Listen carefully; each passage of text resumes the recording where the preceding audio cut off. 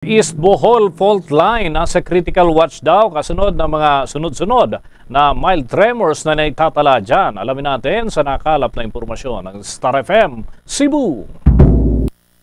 Mahigpit na binabantayan ng Philippine Institute of Volcanology and Seismology Bohol ang East Bohol Fault Line. Kasunod naman na italang halos 30 banayad na pagyanig sa nakalipas na 2 buwan.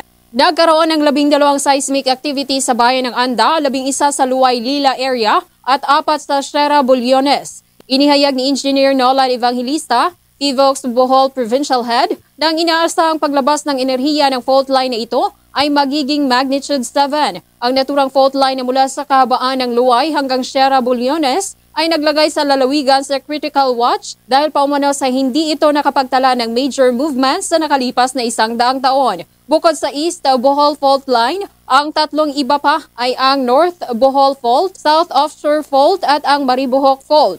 Sinabi pa ni Evangelista na kung magkakaroon ng major movement ang East Bohol Fault Line ay mararamdaman ang pagyanig sa mga coastal areas mula Tagbilaran hanggang Valencia at mga interior towns ng Sevilla, Lobok, gayon din sa mga bayan ng Corella at Cortez. Matatandaang ang pinakamalakas na lindol na tumama sa lalawigan ay ang magnitude 7.2 noong Oktubre 15, taong 2013 o 11 taon na ang nakalipas na nag-iwan ng mahigit 200 katao ang nasawi habang 350,000 katao naman ang inilikas. Possible nga generator East Bohol Fault or the South Offshore Fault kay ang activity niya na sandwich in between these two active faults. Then sa Anda area, Moribang Luay area, active within the South Offshore Fault and this East Bohol Fault. Kung ang active fault mo trigger og single event like magnitude 4, delikado.